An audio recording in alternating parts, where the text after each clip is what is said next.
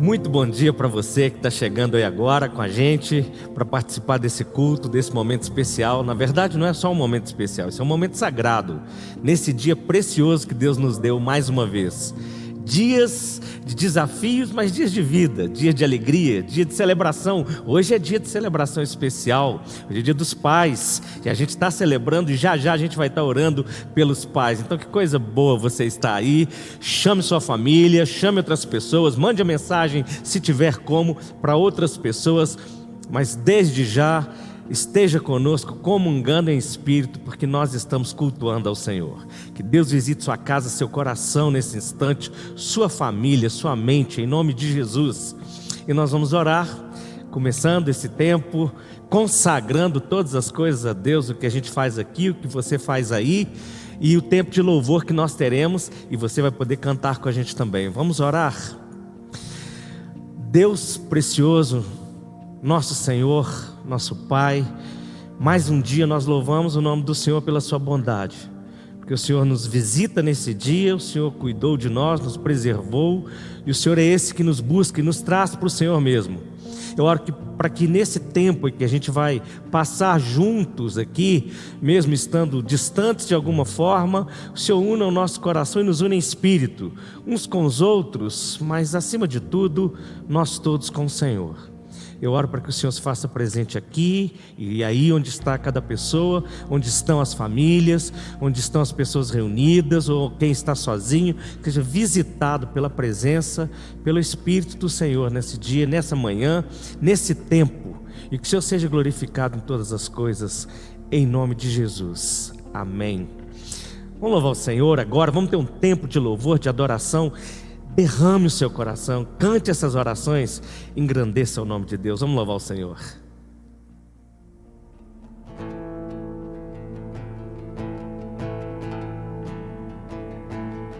Com meu coração eu proclamarei que Tu és bom, Tu és bom. Na tribulação eu me lembrarei que Tu és bom, Tu és bom. Com meu coração eu proclamarei que Tu és bom, Tu és bom. Na tribulação eu me lembrarei que Tu és bom, Tu és bom. Em alta voz direi, a todos vou contar Tua bondade, eu sei, não pode acabar. O Teu eterno amor me acompanhará, não posso acreditar. Cantarei porque Tu és bom, dançarei porque Tu és bom, gritarei porque Tu és bom, Tu és bom pra mim, pra mim.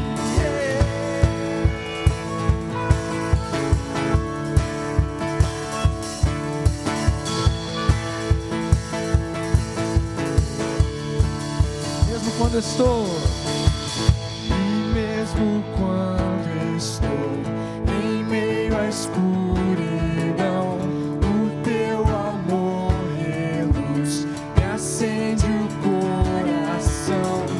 Incomparável Deus não me abandonará, não posso acreditar. Cantarei porque Tu és bom, dançarei porque Tu és bom, gritarei porque Tu és bom, Tu és bom pra mim, pra mim. Cantarei porque Tu és bom, Tu és bom, gritarei porque Tu és bom, Tu és bom pra mim, pra mim. O meu coração, o meu coração eu proclamarei. Tu és bom, tu és bom. Na tribulação eu me lembrarei. Tu és bom, tu és bom com meu coração, com meu coração eu proclamarei. Tu és bom, tu és bom. Na tribulação eu me lembrarei. Tu és bom, tu és bom. Em alta voz direi, a todos vou contar tua bondade, eu sei, não pode acabar. O teu eterno amor não me abandonará. Não posso acreditar. Dançarei porque tu és bom, dançarei porque tu és bom, gritarei porque tu és bom pra mim cantarei porque tu és bom, dançarei porque tu és bom, gritarei porque tu és bom pra mim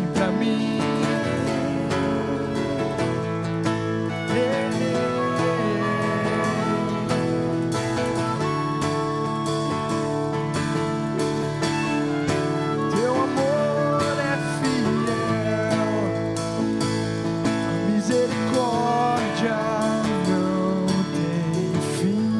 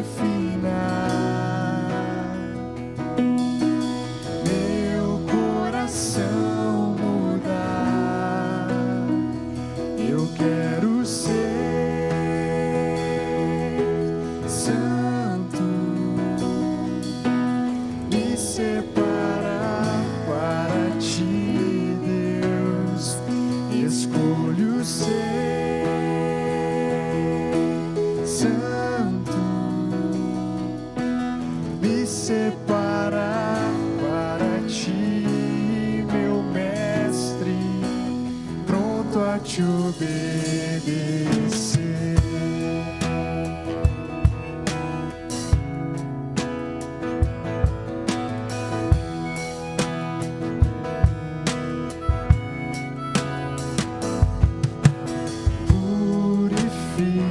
Purifica-me os pensamentos e faz-me santo.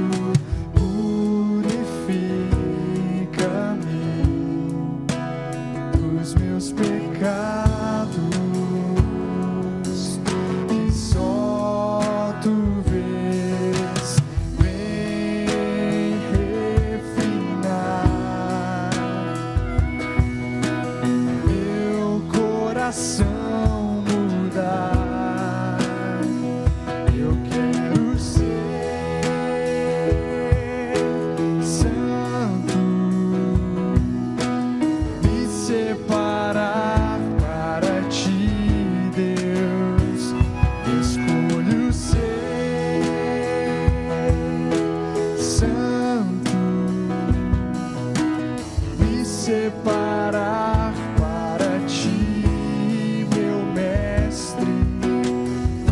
a te obedecer.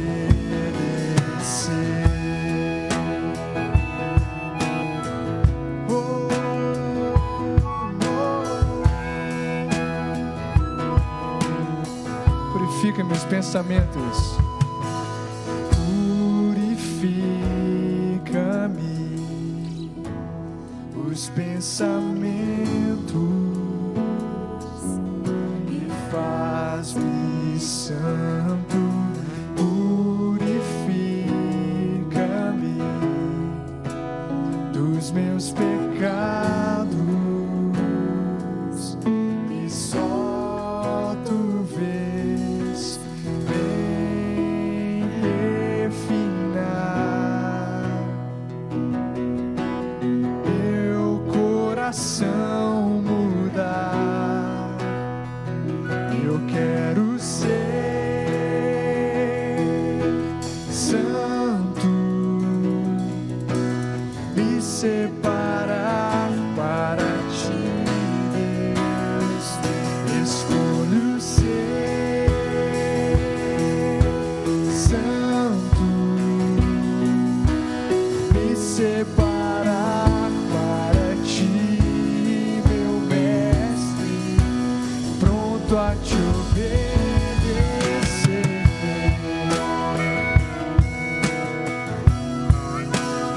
Estou pronto a te obedecer. Ser como tu és é o anseio da minha alma. Santo como é, Senhor, coração puro.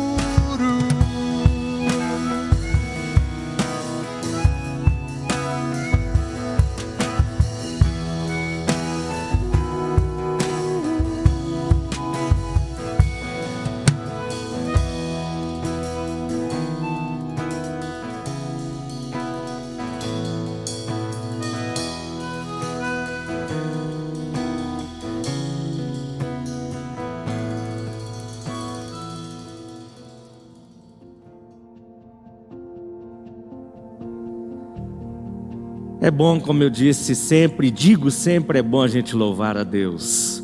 Não é só bom a gente louvar a Deus. A palavra de Deus diz, o salmista diz: tributai ao Senhor a glória devida ao seu nome. Isso é para a gente dar ao Senhor. Nós devemos ao Senhor a glorificação do nome dEle, o louvor do nome dEle. Mas como eu disse, hoje, nesse domingo, é um dia especial, um dia dos pais. Apesar da gente estar distante, a gente quer celebrar esse dia também, e a gente quer orar pelos pais, por quem o pai que está aí agora do seu lado, ou você que está com seu pai, ou o pai que está aí com os filhos pequenos, chegue junto. Ou se você tiver seu pai num outro lugar, a gente vai colocá-lo em oração agora. Se você já não tem o seu pai, como eu não tenho o meu no dia de hoje presente, a gente agradece porque Deus nos deu os pais. Nós viemos assim, Deus usou esses pais e trouxe vida a cada um de nós. Então é um dia especial, é uma tarefa, é um chamado. Ser pai não é brincadeira, não é? Ser pai é uma grande alegria, uma tremenda responsabilidade. E quando nós olhamos para a nossa relação com Deus, inclusive a partir da nossa fé, nós estamos falando de um ofício sagrado. Ser pai, pai que acompanha, pai que cuida, que nutre, pai que exemplo, pai que caminha junto, o pai, não é?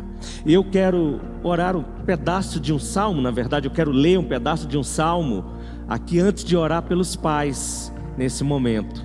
Então, se você quiser acompanhar comigo, Salmo 121, eu vou ler um pedaço desse salmo, Salmo 121, a partir do versículo 5.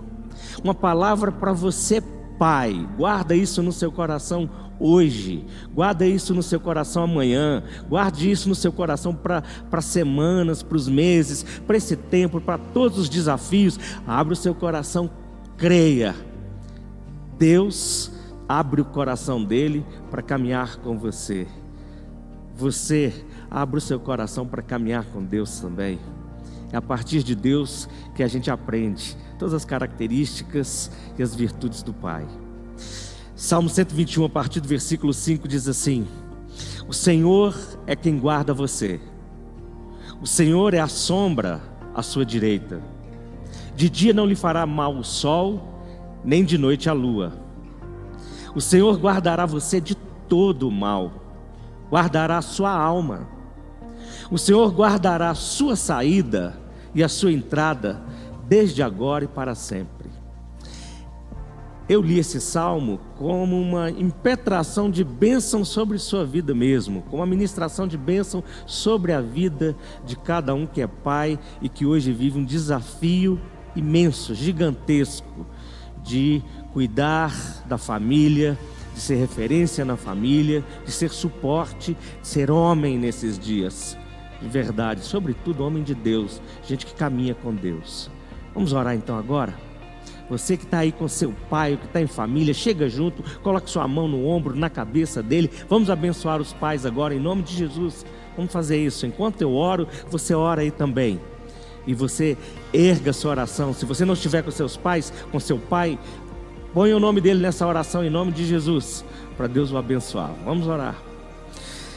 Senhor, te damos graças mais uma vez nesse dia especial, nesse momento agora, por cada um dos homens que o Senhor colocou em nossas vidas, que são os nossos pais. Eu oro para que o Senhor estenda sua mão sobre cada um deles agora, em nome de Jesus. Cada um desses que tem responsabilidade, que tem chamado do Senhor, que foram de fato vocacionados pelo Senhor para serem pais. E eu oro em nome de Jesus para que eles recebam do alto proteção do Senhor, capacitação renovada, cura na sua mente, no seu corpo, saúde no corpo, na alma, nas emoções, em nome de Jesus. E oro para que todos esses homens sejam renovados no Espírito, sejam renovados como homens de fé, como homens da palavra do Senhor, como homens íntegros, como homens cheios do Espírito Santo do Senhor. Que as bênçãos do Senhor venham sobre todos esses pais queridos. Muito obrigado por cada um deles. Muito obrigado pela singularidade de cada um deles. Que venham tempos de aprendizado para eles também e tempo de muito mais gratidão ao Senhor. Nós os abençoamos agora em nome do Pai, do Filho e do Espírito Santo. Amém e amém. Deus abençoe muito seu dia. Felicíssimo Dia dos Pais. Celebre com quem você puder. E receba desde já nosso grande abraço em nome de Jesus.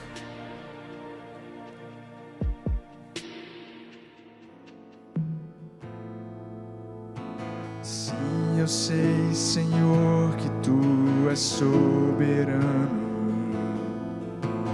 Tens os Teus caminhos, tens Teu próprio plano.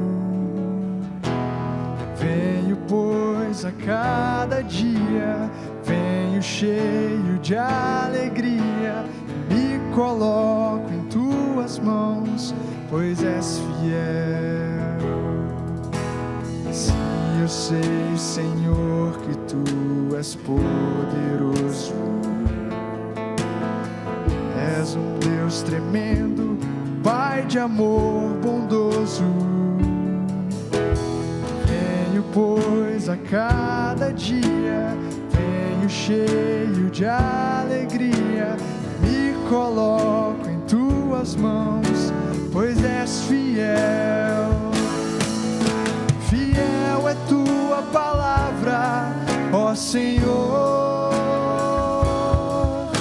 Perfeitos Teus caminhos, meu Senhor.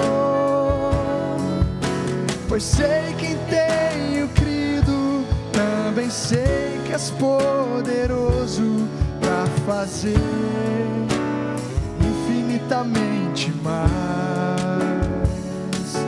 para fazer infinitamente mais do que tudo que pedimos, infinitamente mais do que tudo que sentimos, infinitamente mais do que tudo que pensamos, infinitamente mais do que tudo que nós cremos, infinitamente mais. Fiel é Tua palavra, ó Senhor. Perfeitos Teus caminhos, Senhor, pois sei quem tenho crido, também sei que és poderoso para fazer infinitamente mais, para fazer infinitamente mais, para fazer infinitamente mais. Fiel é a tua palavra, fiel é tua palavra, ó Senhor. Perfeitos teus caminhos, meu Senhor, pois sei quem tenho crido, também sei que és poderoso para fazer infinitamente mais, para fazer infinitamente mais, para fazer infinitamente mais.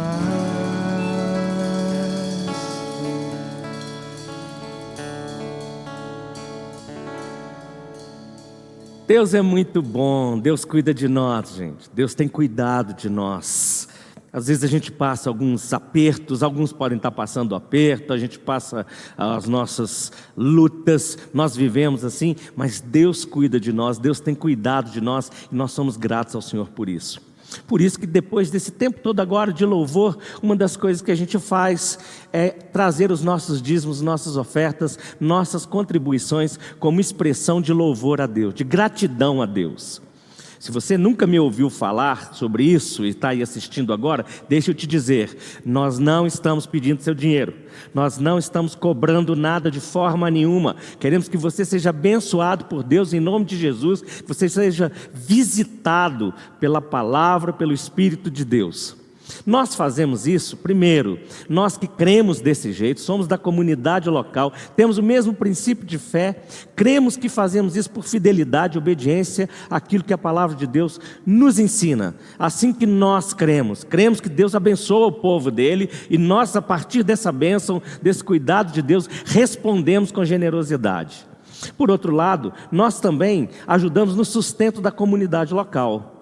Para quê? Para que esse ministério vá adiante. Nós sustentamos aqui nessa obra quem vive, né, do ministério da igreja, seja pastor, missionários, famílias de missionários, funcionários da igreja, pessoas que nós ajudamos de dentro e de fora da igreja, pessoas que precisam de ajuda e estamos aí sempre ajudando as pessoas de alguma forma, financeiramente ou com coisas que nós doamos, né, compramos e doamos para outras pessoas. Ao mesmo tempo, nós temos que cobrir as despesas com o local que a gente usa, a manutenção de todas as coisas, a manutenção do local, de tudo isso. E nós vivemos da contribuição, exclusivamente da contribuição de membros e pessoas que se identificam com esse ministério. Agora, é claro, se você estiver aí e achar e sentir o desejo de dar uma oferta, de contribuir, vai ser muito bem-vindo e que Deus te abençoe muito. Nós queremos que Deus te abençoe e oramos para que todos sejam supridos por Deus. Como é que você pode fazer isso? Você pode fazer isso desde já. Você pode ir num banco, num caixa eletrônico, fazer seu depósito lá, vai passar aí agora, vai aparecer para você aí os dados da conta da igreja. Você vai ver Instituto Bíblico, é isso mesmo, é a nossa missão aí, onde nós, o nome que vai aparecer para você. Você pode fazer uma transferência online pelo seu dispositivo, se tiver o seu telefone, como for aí.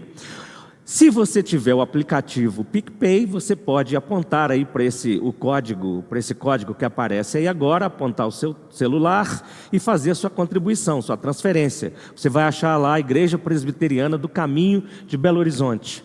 E aí você faz a sua transferência, né? Ou você pode acessar também o nosso site, igrejacaminho.com.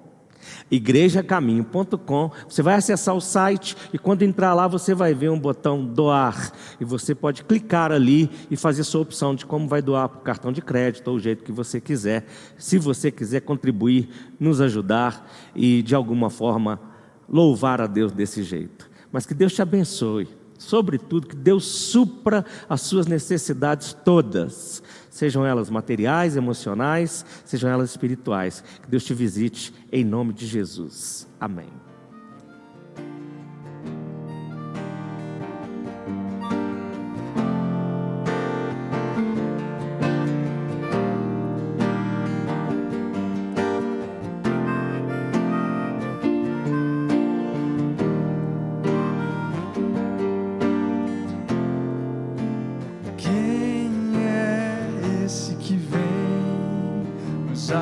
abraçando. Quem é esse que vem nos constrangendo com o olhar? Ele é tão sábio, ensina em amor. Ele é tão manso, cuida dos corações. Quem é esse que vem nos abraçando? Quem é esse que vem nos constrangendo com o olhar? Ele é tão sábio, ensina em amor. Ele é tão manso, cuida dos corações. Ele entrou em casa, ele está na mesa, ele nos observa, sabe que o esperamos. E ao partir o pão, os nossos olhos se abrem, reconhecemos quem tu és. Ao som da tua voz, os nossos corações queimam de amor, queimam de amor. E ao partir o pão, os nossos olhos se abrem, reconhecemos quem tu és. Ao som da tua voz, os nossos corações queimam de amor, queimam de amor.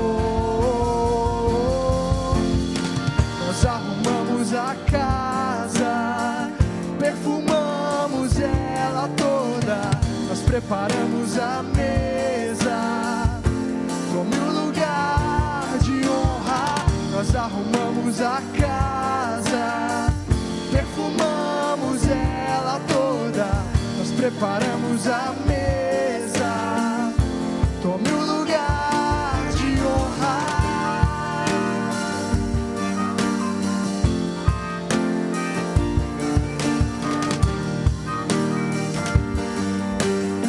Ele entrou em casa, ele está na mesa, ele nos observa, sabe que o esperamos. E ao partir o pão, os nossos olhos se abrem, reconhecemos quem tu és. Ao som da tua voz, os nossos corações queimam de amor, queimam de amor. E ao partir o pão, os nossos olhos se abrem, reconhecemos quem tu és. Ao som da tua voz, os nossos corações queimam de amor, queimam de amor. Nós arrumamos a casa, perfumamos ela toda, nós preparamos a mesa, tome o lugar de honra. Nós arrumamos a casa, perfumamos ela toda, nós preparamos a mesa, tome o lugar de honra. Perfumamos ela toda, nós preparamos a mesa, tome o lugar de honra.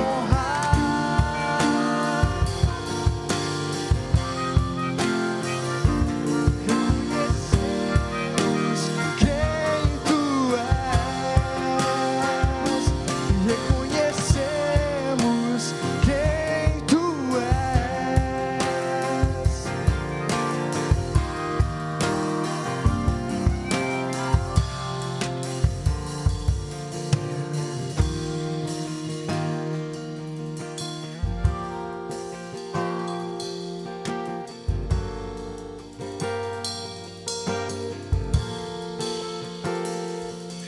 ao partir o pão, os nossos olhos se abrem, reconhecemos quem tu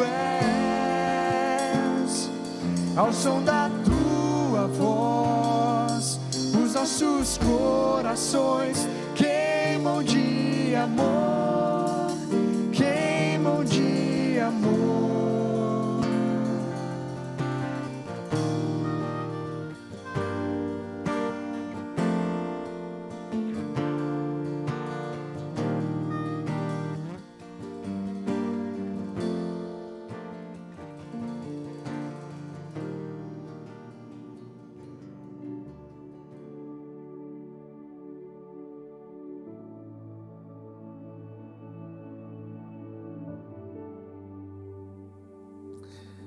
Louvado seja o nome do Senhor, louvado mesmo seja o nome do Senhor, o Senhor que nos guarda, que nos visita, o Senhor que nos supre, o Senhor que tem caminhado conosco e permitido pela graça dEle que a gente caminhe com Ele. Nós estamos hoje encerrando a nossa série Surpreendidos pela Renovação. A gente começou algumas semanas atrás, a partir do texto de Lucas capítulo 24, e do versículo 13 em diante, e a gente vai concluir essa série hoje. Então, já a gente vai ler esse texto novamente. Tem gente que fica pensando assim, poxa, toda semana a gente está lendo o mesmo texto. Cada vez que você vai lendo, você vai percebendo algumas coisas, e a gente tem explorado as nuances desse texto, algumas coisas que são preciosíssimas, que Deus está sempre nos mostrando, né? E esse é tempo de renovação.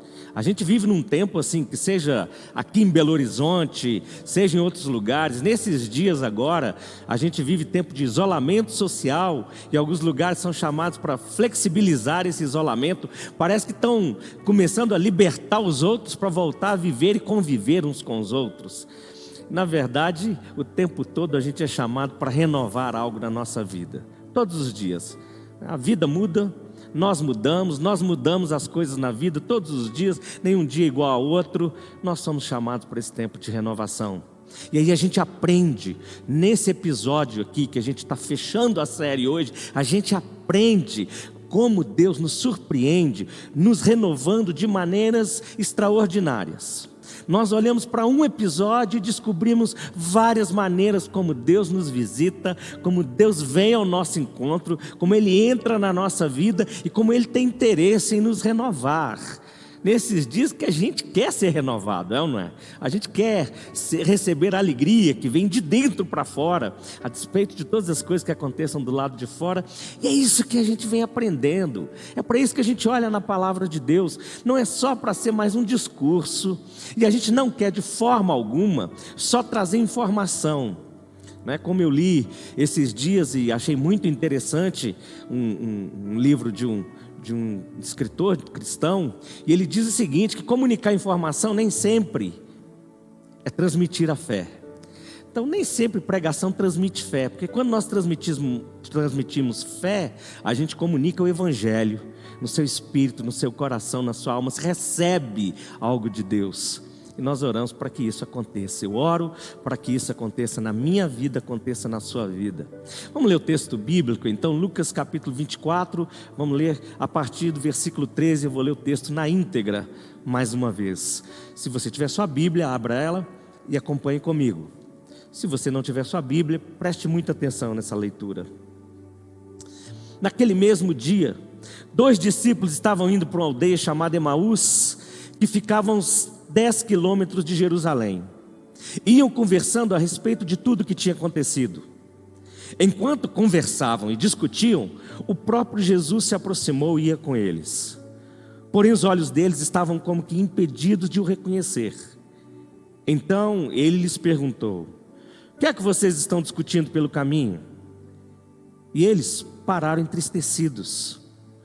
Porém Cleopas chamado Cleopas, respondeu: será que você é o único que esteve em Jerusalém e não sabe o que aconteceu lá nestes últimos dias? Ele lhes perguntou: do que se trata?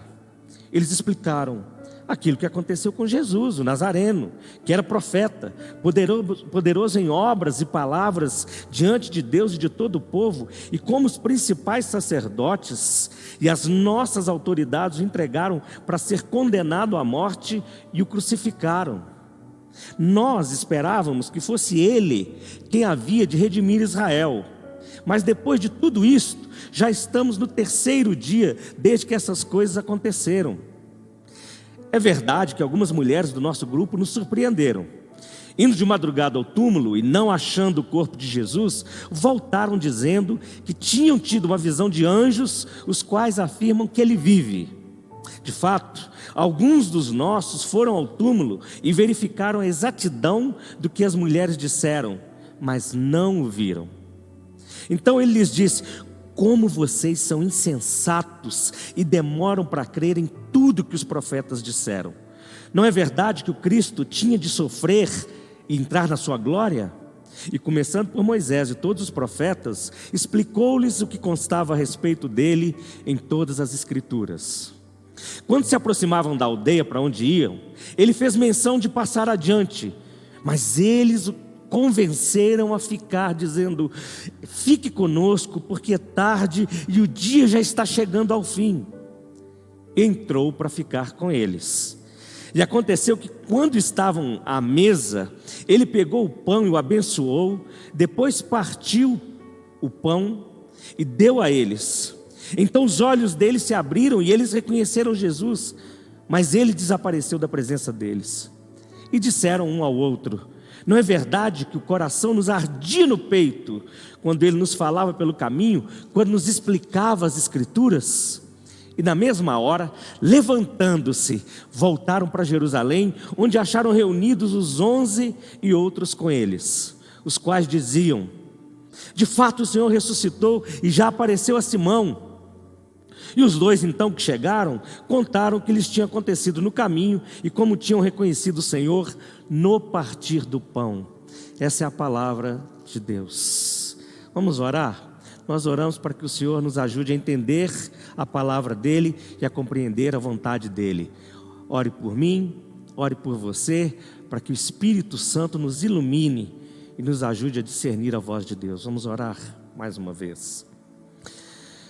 Deus, bendito seja o nome do Senhor, nosso Pai querido, e mais uma vez nós abrimos as Escrituras, abrimos a palavra de Deus, a palavra do Senhor aqui nesse lugar, e pedimos para que, de alguma forma, o Senhor nos ajude a ouvir a voz do Senhor e a entender a vontade do Senhor a partir dessa palavra. Eu oro para que o Espírito do Senhor nos ilumine, amém? E a cada pessoa que está agora assistindo, ouvindo, participando desse momento, que de alguma forma o Espírito do Senhor traduza essa palavra para o coração segundo cada um precisa, segundo a vontade do Senhor, e o Senhor mesmo seja glorificado em todas essas coisas, em nome de Jesus, amém. Então vamos seguir com o que a gente veio conversando nessas semanas, sobre sermos surpreendidos pela renovação a partir da experiência daqueles 2 discípulos ali. Nós falamos em alguns temas durante essas semanas, partindo dessa série Surpreendidos pela Renovação. E o que a gente vai estar abordando aqui hoje é surpreendidos pela renovação na experiência com a visitação do Espírito Santo. Surpreendidos pela renovação na experiência com a renovação do Espírito Santo. E não tem como fugir dessa realidade. Nós só experimentamos renovação de Deus mesmo pelo Espírito Santo. Nós vamos destacar isso aqui nessa manhã. Mas pelo menos são 3 dinâmicas assim que nós enxergamos para finalizar e fechar a análise desse texto, desse episódio, que mexe, que transmite, que fala muito com a gente, né? São 3 dinâmicas que o Espírito Santo usa, envolvendo aqueles 2 ali, no encontro com Jesus, e são dinâmicas que o Espírito Santo, creio, que Deus quer também que o Espírito de Deus nos envolva, não é? Então, a partir da oração, a partir da comunhão e a partir da renovação. Guarde essas 3 palavras: a oração, a comunhão e a renovação. Então, surpreendidos pela renovação, na experiência com a visitação do Espírito Santo, em primeiro lugar, na insistência da oração. Na insistência da oração. Talvez você vá achar estranho eu usar essa palavra, insistência da oração, mas você vai entender. Acompanhe o texto bíblico aí comigo. No versículo 29 diz assim: eles o convenceram a ficar, dizendo: fique conosco porque é tarde, o dia já está chegando ao fim. Eles o convenceram. Parece que essa expressão é muito forte. Alguns gostariam possivelmente nesse momento, eu sei, tenho certeza que alguns gostariam até de discutir, será que eles convenceram? Eles que convenceram Jesus para ficar? Jesus que quis ficar. Mas o interessante disso é que o texto bíblico diz que eles o convenceram. E o texto grego traz um termo que ele é riquíssimo para ajudar a gente a entender essa expressão de convencer Jesus a ficar. Tem o texto grego aqui que é parabiasanto, que significa constranger por meio de súplicas. Parabiasanto, convencer ou constranger por meio de súplicas. Olha como é que muda um pouco para a gente entender essa maneira deles convencerem Jesus. Ele foi constrangido por meio da súplica deles a ficar. Agora era eles que estavam fazendo isso. O coração deles já tinha, como nós falamos na semana passada, o coração deles já tinha sido aceso com a revelação das Escrituras, com a revelação da palavra de Deus, com aquilo que Jesus trazia para eles. O coração deles já estava em chama ali, enquanto ele falava pelo caminho, enquanto ele explicava as Escrituras. E agora quando Jesus faz menção de ir, porque Jesus vai sempre adiante, porque Jesus está sempre em movimento, porque esse é o negócio de Deus, de um Deus que não para, de um Deus que é vivo, de um Deus que é dinâmico. Quando Ele fala que vai, eles insistem, eles suplicam: fica, Senhor. Suplicam para que Ele fique. Essa é a insistência da oração. Por quê? Porque quem sente a chama de Deus no coração, quando continua com Deus, só tem um desejo: quer mais. Quer mais de Deus, mais de Jesus. Quem experimentou esse fogo, essa chama, enquanto Ele fala, a presença enquanto caminha, não quer abrir mão dEle, quer mais. É impossível que alguém que ande com Jesus abra a mão de Jesus na caminhada. É impossível um negócio desse. Isso é incoerente com a fé cristã bíblica, com a fé onde o Espírito Santo age. E se você é cristão, eu digo isso para você: se você está na igreja ou fora da igreja, é impossível que você, tendo uma vez crido, encontrado com Jesus, você continue o mesmo, seu coração não seja aquecido, ou no mínimo, não tenha saudade desse aquecimento provocado pela palavra, pela presença, pela companhia de Jesus. O Espírito Santo nos visita e tem essa questão toda da insistência na oração. E olha que o Lucas, que relata esse episódio aqui, ele já tinha mostrado no evangelho dele como Jesus ensinou sobre a importância de insistir em oração e não desanimar. Se você olhar aí o evangelho de Lucas, nesse mesmo evangelho, voltar um pouco no capítulo 18, você vai ver Jesus falando aquela parábola, que é chamada de parábola do juiz iníquo. Lucas capítulo 18, e o início do capítulo 18, quando Jesus vai falar, olha como Lucas registra isso. O início começa assim, ficou redundante, eu espero que você me entenda. O início do texto é assim: Jesus lhes contou uma parábola para mostrar que deviam orar sempre e nunca desanimar. Aí ele conta a parábola do juiz e da viúva que fica o tempo todo perturbando o juiz, e o juiz vai atender a ela depois, de tanto que ela insiste.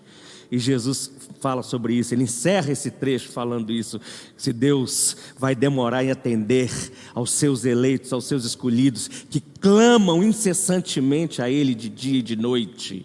Essa é a insistência da oração. Ele não tardará em ouvir, em atender, a se manifestar.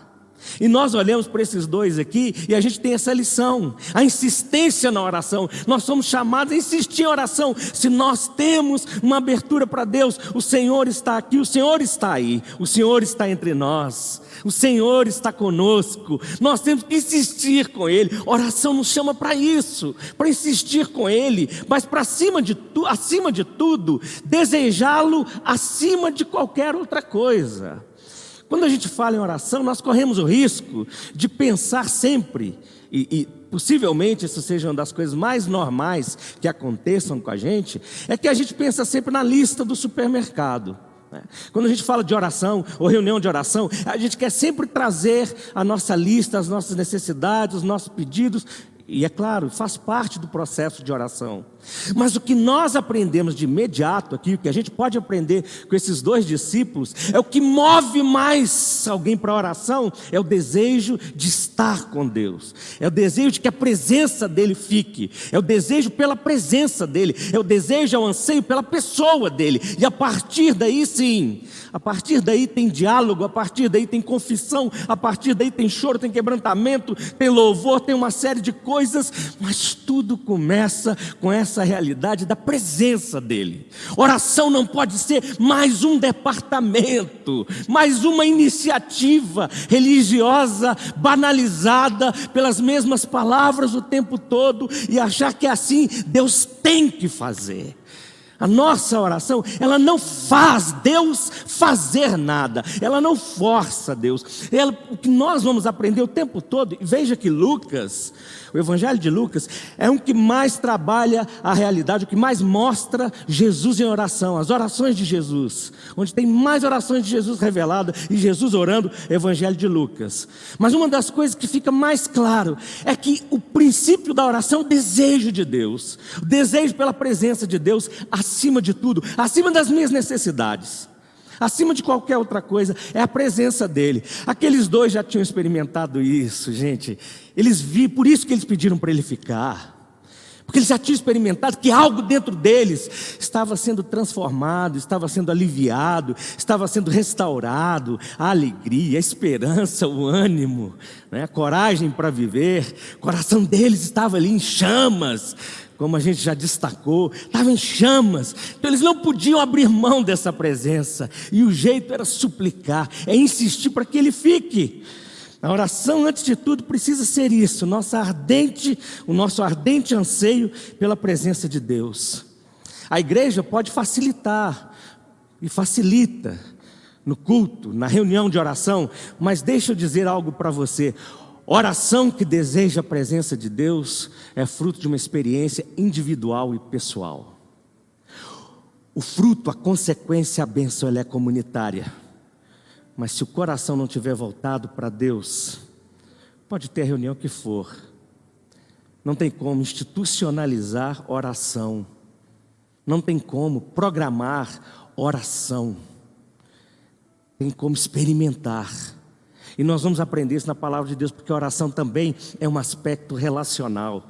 Aliás, a gente vê isso o tempo todo, nesse texto que a gente vem meditando nele ao longo dessas semanas, é ou não é? O tempo todo é relacionamento, relacionamento um com o outro, os dois discípulos, relacionamento com Deus, Deus se relacionando através de Jesus com aquelas pessoas, com aqueles pecadores, com aqueles murmurentos, com aquelas pessoas entristecidas, com os abatidos, mas eles insistem com Ele para que Ele fique. A palavra de Deus diz isso. Tem um termo aqui que ele é muito interessante. Eu volto para falar com vocês sobre um termo grego, porque quando ele fala que fique conosco, esse fique conosco é pedir para Ele permanecer. O termo grego minon, que significa permaneça conosco. Ele já estava com eles, Ele já vinha com eles. Agora eles oram para Jesus e falam: permaneça conosco, Senhor, já está tarde, permaneça conosco. Essa é a companhia, é a presença que estava renovando dentro deles a esperança, a fé e a alegria. E eles queriam o quê? Que permanecessem, porque não tem como, não tem ninguém mais que faz isso. Porque quando a gente não descobre isso, nós partimos para outros artifícios. Talvez vai para a droga, talvez vai para a bebida, talvez vai para o sexo, talvez vai para a compra, para o entretenimento, para a viagem, para um punhado de coisas, buscando uma renovação de alegria existencial que só Deus pode proporcionar, não tem outro. Por quê? Porque Deus é o eterno e nós estamos falando de algo permanente, do eterno. Todas as outras coisas são provisórias. Todas as outras coisas proporcionam algum tipo de alegria passageira, provisória, e nós temos que fazer algo. Deus vem e toca em nós com algo que é permanente. Então a nossa oração é insistir com Ele para que Ele permaneça. Antes de tudo, antes de insistir com qualquer pessoa, antes de insistir por qualquer outra coisa, insista com Deus pela presença dEle. Pela presença dEle com você, pela presença dEle na sua casa, pela presença dEle na igreja. Nós precisamos de Deus na igreja, nós precisamos de Deus em casa, nós precisamos de Deus nos nossos relacionamentos, no trabalho, na escola, nós precisamos de Deus dirigindo, nós precisamos de Deus no trabalho, na política, nós precisamos de Deus se manifestando, é a presença dEle. É a presença dEle. Então a gente experimenta essa visitação do Espírito por essa insistência na oração. Fique conosco, Senhor. O salmista já disse isso lá no Salmo 16, versículo 11, diz: na tua presença a plenitude de alegria. E certamente eles estavam experimentando muito disso quando Jesus estava com eles. E não tem como, não é? Jesus ensinou para a gente, Sermão do Monte, princípio do Sermão do Monte, você pode ver lá em Mateus capítulo 6, inclusive quando Jesus ensina sobre oração, e ali ele insere a oração do Pai Nosso, um dos princípios é: entra para o seu quarto, fecha a porta e ora ao seu Pai em secreto. E o seu Pai, que conhece qualquer coisa, antes mesmo de você pronunciar uma só palavra, ele já conhece tudo, mas ele vai te recompensar. É esse princípio de quem deseja a presença e estar com Ele e viver a partir dessa experiência de estar com Ele. Por isso que a oração ela é mais simples e mais profunda do que às vezes a gente trata ou a gente faz dela. Mas esse é o princípio mais profundo da oração. A suprema importância de Deus. Deus é mais importante do que o ser orante. Deus é mais importante do que o ser falante. E quando eu falo falante, é nós que falamos. Ele é o mais importante, não sou eu. Não é o personagem, não é o herói da fé, que nós vamos chamar de heróis da oração, disso ou daquilo. Não são esses. O personagem central da oração é Deus, não tem outro. Quando a gente tiver que dar um testemunho sobre a oração, nós precisamos falar de Deus e não das pessoas. Não são as pessoas que oram que fazem diferença. Quem faz diferença é o Deus a quem essas pessoas oram. E nós precisamos aprender isso. Nós não fazemos nenhuma diferença, nós por nós mesmos não. Quem faz a diferença é Deus. Não é nem a nossa oração por si, é Deus. É Deus agindo, é Deus nos trazendo, é Deus nos atraindo, é Deus agindo, é Deus respondendo, é Deus intervindo, é Deus se manifestando. E eles falam para ele: fica, Senhor, permaneça conosco, porque a noite já vem. Essa é a melhor versão. A noite já vem. Em alguns sentidos, quando a gente lê e fala sobre noite, mesmo em termos de contexto bíblico, algumas vezes parece que a gente está falando sobre terror, sobre medo, sobre sofrimento, aquele período escuro, aquele período tenebroso. Mas a noite também pode ser um momento de descanso. A noite também pode ser um momento de paz, se Deus está presente. A gente vê isso, por exemplo, no poema, naquela mistura literária, mística, do poema de São João da Cruz, lá no século XV, tão famoso A Noite Escura da Alma, onde ele trata a noite como presença de Deus. Então, por exemplo, na estrofe número 5, lá do poema e da oração de São João da Cruz, ele diz assim: ó noite que me guiaste, ó noite mais amável que a alvorada, ó noite que juntaste amado com amada, amada já no amado transformado. Eu vou falar isso de novo, essa estrofe, porque eu acho linda. Ó noite que me guiastes, ó noite mais amável que a alvorada, ó noite que juntaste amado com amada, amada já no amado transformada. É Ele que vem Então, a noite pode ser também isso, aquilo que os discípulos estavam falando, fica, já é noite, e a noite com Deus deixa de ser terror. Qualquer período, qualquer pandemia com Deus deixa de ser terror, qualquer ameaça política, social, cultural, religiosa, o que for, deixa de ser terror. Se é a presença de Deus que nos visita, se é por ela que nós clamamos, se é com ela que nós estamos, se é diante dela que nós estamos.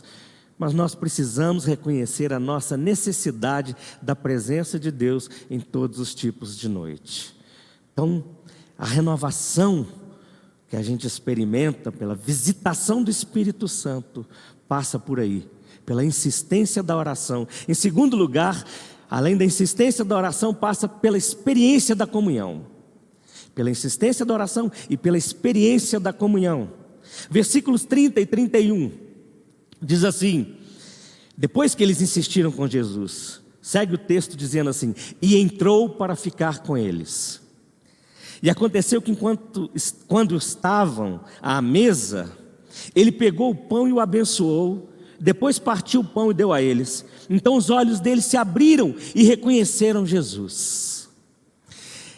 Eu não tenho como transmitir para você o quanto essa expressão já mexe comigo. Essa expressão só de eu ler assim, e ele entrou para ficar com eles. Ele entrou. Olha que coisa linda. Eles insistem, fica, Senhor, fique conosco. A gente cantava um cântico há um tempo atrás, fica, Senhor, já se faz tarde, tens meu coração para pousar, faz em mim morada permanente, fica, Senhor, meu Salvador, não é isso? A sombra da noite se aproxima e nela o tentador pode atacar, não me deixe só no caminho. Assim que a gente sempre cantou, tem a ver com esse texto, porque fica, Senhor. E a palavra de Deus diz que ele entrou. Ele entrou para ficar com eles, ele entrou ali dentro. E quando nós olhamos para o Evangelho, todos os lugares que Jesus entrava, as coisas que aconteciam, eram coisas espetaculares, coisas extraordinárias, coisas maravilhosas. Porque Jesus entrava em algum lugar e tinha um ensino, e lembra que o ensino era o ensino de Deus, tinha a palavra de Deus. Se ele tivesse que exortar o povo da religião dele, se ele tivesse que exortar o povo dele, ele exortava, e a exortação, a palavra dele, o ensino dele é uma bênção, era e continua sendo. Jesus entrou e curou pessoas, dentro de casa, na sinagoga, em outros lugares. Jesus entrou e libertou pessoas. Jesus entrou e restaurou a alegria de várias pessoas. Jesus entrou em casa e trouxe ressurreição. Gente que estava morta, ele trouxe vida. Quando Jesus entra, coisas extraordinárias acontecem, porque a comunhão que Deus proporciona dele conosco, Deus invadindo, Deus chegando, e o poder de Deus se manifestando, e a glória de Deus enchendo o lugar onde Deus está. Por isso que Deus não é um tema, Deus não é um assunto, Deus não é uma energia, Deus é uma pessoa maravilhosa. Deus é uma pessoa maravilhosa. É dele que nós estamos falando, é ele que nós cultuamos. Nós temos experiência com Deus vivo. Quando nós falamos em Jesus Cristo, Deus se revela em Jesus, ele entra, ele vem. Não é só a gente que vai, ele vem, ele entra em ação e ele age, e a gente vai aprendendo isso aqui. E a palavra de Deus diz que aconteceu que quando estavam à mesa, ele pegou o pão, abençoou o pão, partiu e deu. Não tem como. Lucas nos remete mais uma vez àquele episódio da ceia, da Santa Ceia, da ceia do Senhor. Ele parte o pão, ele abençoa, ele parte o pão e dá o pão aos seus discípulos. Esse é o momento que Lucas remete a gente lá. É um momento central na celebração, no culto da igreja. Momento da Eucaristia. Isso é essencial. E eu quero dizer uma coisa para você. Talvez nós, principalmente, talvez não evangélicos, nem todos estão acostumados com esse termo. Mas tem um termo de cunho de alguns teólogos cristãos que eu acho que nós precisamos aprender muito com ele. Tem um termo chamado mesa dupla. O que é mesa dupla? Mesa dupla é essa experiência que esses dois discípulos tiveram e que nós podemos experimentar todas as vezes que participarmos das celebrações cristãs, todas as vezes que nós participamos do culto. Mesa dupla, é a mesa da palavra e a mesa da Eucaristia. Mesa da palavra ou a mesa da ceia do Senhor. Nós somos servidos das duas maneiras. Os discípulos foram servidos por essa dupla mesa. A palavra veio e incendiou o coração deles. Quando partiram o pão na ação de graça, na Eucaristia, eles recebem a revelação de Deus. É participar da dupla mesa. Por isso que não tem como viver fé cristã e não participar da comunhão da igreja. Não tem como. Você pode tentar fazer isso, mas você pode nem se importar tanto com essa realidade, necessidade de pertença, de pertencimento, de estar junto. Mas olha, para quem abraça a fé cristã bíblica, a fé cristã histórica e bíblica, não tem como ser cristão sem ter comunhão. E mais, o momento, eu diria, momento, usando a expressão do latim mesmo, o momentum, o ápice do momento e da celebração é quando nós participamos dessa mesa dupla, quando vem a palavra de Deus e nos aquece, quando vem a Eucaristia, o partir do pão e nos reaviva, porque nos dois aqui, na mesa dupla, chamada mesa dupla, nas duas experiências, Jesus se revela como pão da vida. A palavra que nos alimenta, a ceia que nos renova, nós nos alimentamos também espiritualmente de Cristo, porque revela Cristo, porque é a presença de Cristo, porque é o pão vivo descido do céu, e é isso que acontece com eles. Jesus entrou e agora que ele entrou, ele parte o pão, e quando ele parte o pão, os olhos deles, que a gente lê no texto que estava como impedido de reconhecer, agora passa a reconhecer a presença dele, no meio daquele momento eucarístico. E aqui tem uma palavra muito importante para você que é pastor, presbítero, diácono, membro da igreja, quem quer que seja. O culto é um momento sagrado. A palavra de Deus, a mesa da palavra, é a hora que Jesus revela a vontade do Pai. E a santa ceia, a ceia do Senhor, o momento eucarístico, é a hora que nós nos alimentamos de Cristo. Nós não temos justificativa para estar fora, porque todas as vezes que nós nos reunimos para recebermos Cristo de novo. Nós participamos da ceia assim. Semana que vem nós voltaremos aos nossos cultos presenciais e já teremos ceia. Nós participamos da ceia assim. Nós olhamos para Deus, nós olhamos a grandeza de Deus, e quando Deus nos é revelado, nós entendemos a grandeza dele, a santidade dele, e é óbvio, nós também enxergamos a nossa limitação, a nossa pequenez, nós enxergamos em nós a nossa pecaminosidade, é óbvio. Aí diante da ceia nós nos arrependemos, e nós temos o perdão de Deus sendo renovado graciosamente para nós, onde também o perdão de uns aos outros é renovado. Por isso que deve ser, isso sempre foi, apesar de hoje a gente não ter mais essa tradição, mas sempre foi algo celebrado semanalmente. Lá nos primeiros séculos, você vai ver mesmo na Didaquê e outros escritos dos pais da igreja, eles se reuniam no primeiro dia da semana para partir o pão. Essa expressão de partir o pão, que era o centro da comunhão da igreja. E eu vou dizer isso novamente, precisamos enxergar, rever, repensar a seriedade disso. Por quê? Por não participarmos, por não estarmos levando em conta. Isso é para você que é membro de igreja evangélica, dessa ou de qualquer outra. Hoje a gente constata isso estatisticamente falando. Hoje tem um abandono, tem uma banalização desse momento de ceia, e inclusive da palavra de Deus como mesa. A gente às vezes quer gostar muito mais do pregador, às vezes, do que da palavra. Nós somos chamados para gostar do Deus e da palavra viva, que é Jesus que se manifesta. É Ele que nós temos que nos agradar dEle no culto, e queremos que Ele se agrade conosco em tudo que nós fazemos por Ele e para Ele. E nós precisamos repensar isso, porque nós precisamos disso. E aqueles 2 discípulos viveram naquela dupla mesa.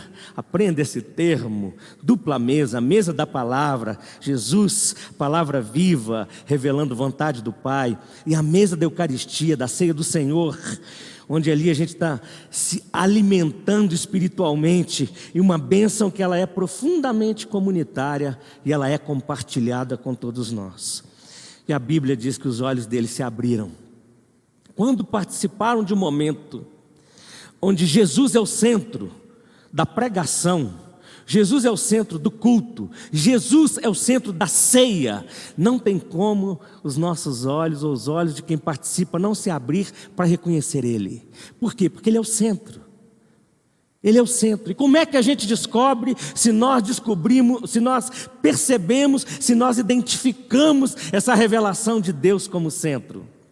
Eu faço uma pergunta para você que tem participado de celebrações, talvez numa missa, talvez do culto da igreja.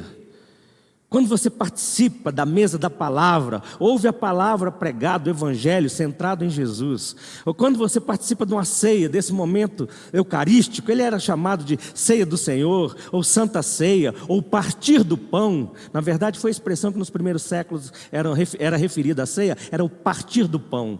Depois que tornou eucaristia mais tarde, alguns séculos depois, eucaristia significa ação de graças. Quando você participa da ceia, me diz uma coisa, sobre quem você conversa quando sai da igreja. Quando você ouve a palavra de Deus centrada em Jesus, sobre quem você conversa quando sai da igreja, sai da reunião. Porque quando os olhos daqueles 2 foram abertos, eles não foram para a porta falar de outras pessoas, eles não foram falar dos próprios problemas mais, eles voltaram para falar de Jesus. Porque Ele é o centro, é Ele que anima, é Ele que reanima, Ele que é o centro da vida, Ele é o centro da revelação de Deus, Ele é o centro do culto, Ele é o centro da experiência, não há como. Por isso que nós precisamos mesmo sentir falta da reunião da igreja, por isso que precisamos sentir falta do culto, e que Deus está acima de tudo que está espalhado por aí, inclusive das pragas. Deus está muito acima de tudo isso. Nós precisamos sentir falta sim, porque é reunidos em nome dEle que Ele vem, é no partir do pão, na comunhão, no pedir o perdão, nos concertos, que Deus estabelece sua bênção, conforme diz a palavra dEle. E nós temos liberdade para isso. Nós nem podemos cooperar para que os outros venham cercear a nossa liberdade de culto, de comunhão, porque tem mais coisas além disso. E a gente tem que ficar muito esperto, porque nós deixamos de ser alimentados espiritualmente na comunhão, deixamos de ser alimentados espiritualmente nos sacramentos, e nós vamos adoecendo dentro de casa, vamos adoecendo os nossos relacionamentos, vamos adoecendo emocionalmente. A nossa fé cristã nos chama para agir de outro jeito, e nós olhamos para esses 2 e vivemos essa experiência assim com eles. Quando estão na experiência da comunhão, cada vez que a gente vem participar, ouvir a palavra de Deus, e ouça essa expressão mais uma vez, cada vez que nós viemos participar da mesa da palavra de Deus, ou da mesa da Eucaristia, e não temos expectativa pela ação de Deus, pela presença de Deus, nós estamos apequenando a nossa fé. Nós estamos tornando ela cada vez mais minúscula. Estamos banalizando a nossa espiritualidade e a nossa própria religião. E isso é um problema seríssimo. Isso é totalmente contramão daquilo que Jesus fez, daquilo que Jesus propõe, daquilo que Jesus nos mostra pela palavra dEle. Antes de qualquer coisa, nós precisamos receber a palavra de Deus e o alimento de Deus. O Michael Green, que é um teólogo, pastor anglicano, britânico, ele fez uma observação que eu acho muito interessante. Ele diz assim: comunhão pode existir somente entre pessoas que estão vivas. Comunhão pode existir somente entre pessoas que estão vivas. E ele acrescenta: eu penso que a verdade de que Jesus vive é algo que uma pessoa pode muito mais experimentar do que descrever. É exatamente isso. Se o Senhor nos aviva, e Ele, o Deus vivo, se manifesta, essa é uma experiência. Isso não é mais um conceito, isso não é um mito, isso é uma realidade. E é uma experiência que nós vamos viver e talvez nem saber descrever. Esse é o princípio da nossa fé. Olha que coisa maravilhosa. Nós vivenciamos, nós somos renovados, porque o Espírito de Deus nos visita nessa experiência da comunhão. Terceiro lugar e último, o Espírito de Deus nos visita pelo fruto da renovação. Pelo fruto da renovação. Versículos 33, 35, acompanhem comigo, diz assim: e na mesma hora, depois disso, que aconteceu, e na mesma hora, levantando-se, voltaram para Jerusalém, onde acharam reunidos os 11 e outros com eles. O versículo 33. Versículo 35 diz: então os dois contaram o que lhes tinha acontecido no caminho, como tinham reconhecido o Senhor no partir do pão. Levantando-se, voltaram para Jerusalém. Aqui agora é o fruto da renovação. Experimentamos renovação pela visitação, pela experiência da renovação do Espírito, da insistência na oração, da experiência da comunhão e o fruto da renovação. Levantando-se, voltaram para Jerusalém. Levantando-se, você pode ler esse texto, olhar para essa palavra como se fosse qualquer coisa simples, mas não é.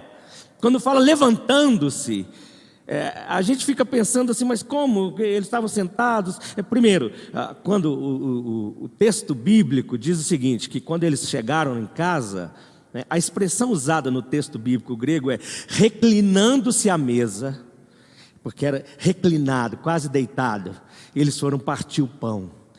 Quando eles levantam, aqueles que estavam deitados levantam, Agora o termo grego aqui é de anastantes, que é do mesmo termo de ressurreição, erguidos novamente, eles são reerguidos, eles se levantam, eles são despertados, e agora despertados, eu ousaria dizer isso, de alguma forma ressuscitados, porque coisas dentro deles foram ressuscitadas, a fé, a esperança, o amor, o que for, tudo isso foi despertado dentro deles, eles agora são levantados pelo poder de Jesus que se manifestou por eles ali.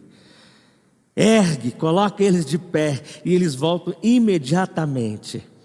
Isso é fruto de renovação. Aliás, esse é um sinal visível da renovação do Espírito Santo, muito mais do que qualquer barulho. É quando os adormecidos são despertados para Deus. Muito mais do que qualquer coisa, muito mais do que qualquer mexida na liturgia, na estrutura, na aparência da igreja, no que for. O fruto é, os adormecidos são despertados. Eles recebem vida. Quem dormia, agora está acordado. Quem estava morto, agora levanta e anda. E essa é a expressão de Jesus o tempo todo no Evangelho. É isso aqui que acontece. E diz que eles voltaram imediatamente para Jerusalém. É engraçado porque na vinda, não sei se você acompanha um texto assim comigo, ou se é uma coisa só minha.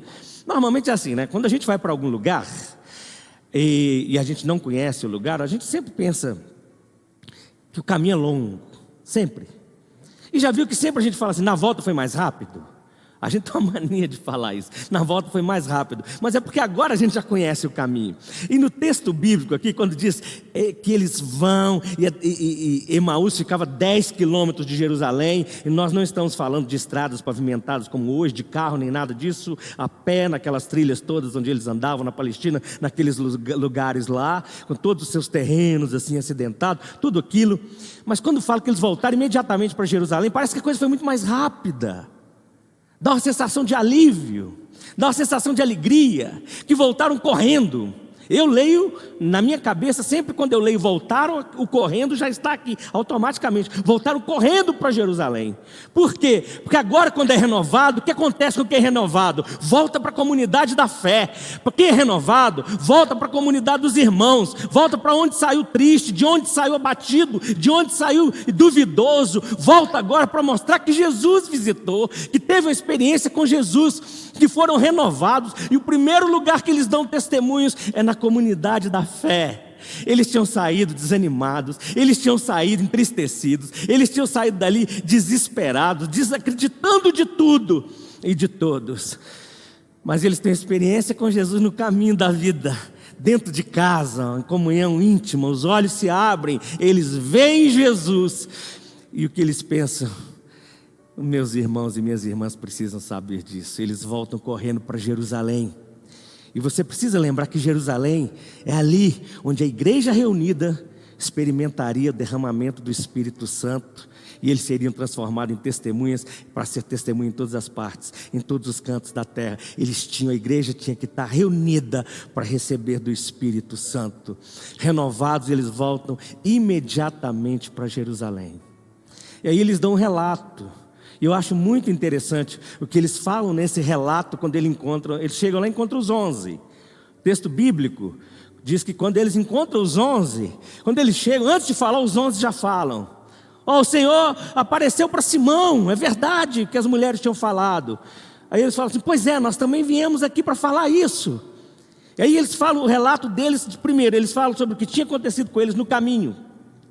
Depois, como é que eles tinham reconhecido o Senhor. E como a experiência deles tinha sido reveladora no partir do pão. O relato deles tem esses 3 elementos. Como eles tinham, tudo que tinha acontecido com eles no caminho. Aí eles vão falar, o testemunho deles para a comunidade de fé era o seguinte: a tristeza, o desânimo, a nossa conversa, tudo que a gente conversava, toda a nossa preocupação, todas as nossas dúvidas, todos os nossos lamentos. Essa era a conversa comunitária, a conversa dos irmãos. E eles relatando isso. E o que acontece no caminho? No caminho, este ser se aproximou. No caminho, ele se achegou. No caminho ele nos provocou, no caminho ele fez pergunta, nós respondemos para ele, e ele explicou as escrituras, ele revelou tudo para nós. No caminho ele foi revelando, cada vez que a gente caminhava, mais revelação vinha sobre o que as escrituras mostravam a respeito dele, que estava se cumprindo nele, e a gente ainda nem sabia que ele era ele. Depois disso, como é que tinham reconhecido o Senhor? Porque na hora que partiram o pão, os olhos deles se abriram. E esse foi um outro momento, porque olha a importância disso. O texto bíblico diz isso. Eles contaram o que tinha lhe acontecido no caminho, e como tinham reconhecido o Senhor no partir do pão. De novo essa expressão. A revelação veio no partir do pão. E agora vai falar de novo para eles. Ele fala, eles vão dar esse testemunho para os irmãos. Então, naquele momento de comunhão, quando nós estávamos ali, ele abençoou o pão, partiu. E os nossos olhos abriram. E quem nós vimos? O Senhor. Quem nós precisamos de ver nessa vida? O Senhor. Só tem um jeito de sermos renovados para a vida, com coragem, com ânimo, com fé, com paz, com alegria no coração, aberto para todos, conviver bem com todos. É se nós tivermos uma revelação de Jesus. É isso que nos renova. E só a ação do Espírito Santo pode fazer isso com a gente. Por isso que essas surpresas acontecem. Certamente, isso que aconteceu com aqueles 2 discípulos pode acontecer com a gente também. Nós estamos nesse caminho. Nós estamos indo para alguma Emaús. E talvez precisemos voltar agora para alguma Jerusalém. E é claro, Jerusalém é lugar de paz, né? O significado da palavra é o lugar de paz, é o lugar da Shalom, Yerushalom. É o lugar da paz plena, da vida plena de Deus. É para aqui que nós precisamos voltar. E Shalom de Deus completa em Jesus, caminho, verdade e vida. É isso que ele diz. Nós precisamos voltar para ele, voltar com ele, voltar nele, para sermos renovados. Uma experiência com Jesus no caminho da vida, ela é assim, ela é renovadora, não tem como. Por isso que Paulo escrevendo aos Coríntios, na segunda carta dele, capítulo 5, ele dizia assim: se alguém está em Cristo, é nova criatura. Eis que tudo se fez novo, as coisas antigas passaram, eis que tudo se fez novo. Qual o momento de ter renovação com Jesus? Hoje. Qual o momento de viver uma renovação com Jesus por meio dessa experiência do Espírito Santo? Agora. Tudo se faz novo se estamos em Cristo Jesus, e as coisas antigas passaram, eis que se fizeram novas se estamos em Cristo Jesus. Insistência na oração, experiência na comunhão e fruto de renovação. Para eu fechar a série e essa palavra de hoje, queria que você lembrasse dessas palavras: oração, comunhão e renovação. Só acontece com a visitação do Espírito Santo. A visitação do Espírito Santo vai ser sempre uma renovação que vai surpreender. Por quê? Ela vai nos despertar para Deus, vai nos mostrar a grandeza de Deus revelada em Jesus, e vai nos renovar para a vivência da fé e ter fé na vida que Ele nos deu. Viver a fé e ter fé na vida que Ele nos deu. E aí eu vou fechar e concluir com a citação de duas pessoas, de dois homens de Deus, que Deus usou. Um é o Robert Murray McCheyne, foi um pastor presbiteriano, ungido de Deus, pregador, morreu novo, escocês. Ele disse o seguinte: é a voz de Cristo que desperta a alma morta. Jesus fala por meio da Bíblia, por meio dos seus ministros e por meio das providências. A sua voz pode alcançar os mortos. Ele vivifica quem Ele quer. Aí ele conclui: aqueles que ouvem, vivem. Aqueles que ouvem, vivem. E a segunda citação, no avivalista britânico, um homem de Deus também, pregador, que é uma das referências, pregação de avivamento, de pregação nos tempos do avivamento lá no Reino Unido, na Inglaterra, na Escócia, no país de Gales, e que ainda é referência para nós até hoje, que é o George Whitefield. E George Whitefield falou o seguinte: são tantos os ouvintes em terreno pedregoso que recebem a palavra com alegria no primeiro momento, que determinei suspender o meu julgamento até que conheça a árvore por seus frutos. Agora preste atenção no que o Whitefield fala, encerrando. Ele diz: não posso acreditar que eles sejam convertidos até que eu veja que os frutos sejam trazidos de volta. Não posso acreditar que esses que recebem a palavra com alegria no primeiro momento sejam convertidos até que eles voltem trazendo os seus frutos. Nunca fará mal a uma alma sincera. Isso que é o negócio da renovação. Que o Senhor me visite, que o Senhor te visite, visite a nossa vida, a igreja, a sua casa, surpreenda com essa renovação, mas não pare, ande no caminho, espere pelo sopro, espere pela presença, ore, mantenha comunhão, alimente-se da palavra, alimente-se da ceia, espere a renovação do Senhor. Que o Senhor te abençoe e te guarde, em nome de Jesus. Eu quero orar agora, orar por mim, orar por você, que ouviu essa palavra. Nós estamos fechando essa caminhada, nesse momento com os discípulos, caminho de Emaús. Que nossa alma agora esteja voltando dessa reflexão renovada. Eu espero que ao longo dessas semanas nós possamos ter sido surpreendidos por uma extraordinária renovação de Deus na nossa mente, no nosso coração, no nosso corpo, na nossa vivência. Vamos orar? Põe seu coração diante de Deus.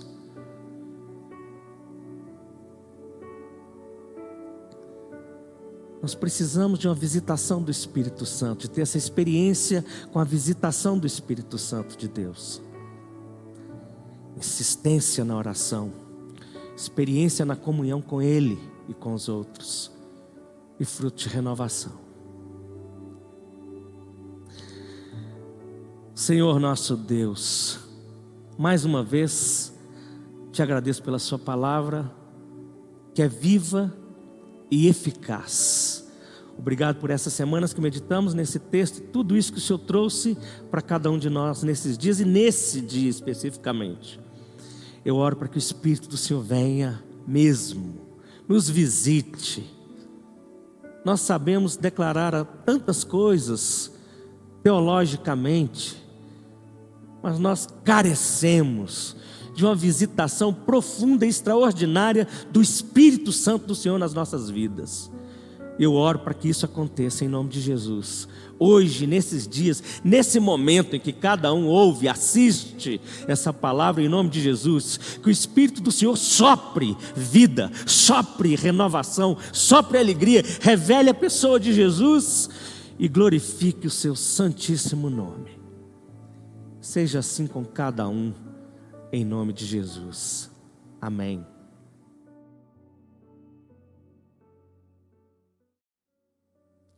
Bom, como eu disse, foi um privilégio a gente estar junto nesse tempo dessa série, e a gente volta nesse domingo agora com os nossos cultos presenciais. Domingo que vem, a gente vai estar na rua Jequitaí 160, no Santo André. A gente vai estar com o nosso culto 10h30 da manhã. Então você que tem interesse, como há no protocolo a permissão para ter só uma parte da potência e da capacidade do auditório, nós estamos convidando você da igreja para estar juntos, e você vai receber informação sobre isso. Mas nós seguiremos aqui dando informações. No meio da semana, você pode acessar o Instagram da igreja na quarta-feira, 8h da noite, e você vai ver lá, o Instagram da igreja, que no Instagram é @igreja.caminho. Igreja.caminho. E você vai ficar sabendo na quarta-feira mais detalhes também. Deus te abençoe muito. Receba agora a bênção em nome de Jesus. Que a graça do Senhor Jesus, o amor eterno de Deus, o nosso Pai, as consolações, a comunhão, a capacitação e a visitação extraordinária do Espírito Santo seja sobre sua vida. Você que crê no Senhor Jesus, que se entregou a Ele totalmente, que aguarda e ama o seu triunfante retorno. Que seja assim hoje e por todo sempre. Amém. Amém. Grande abraço. Tchau, tchau.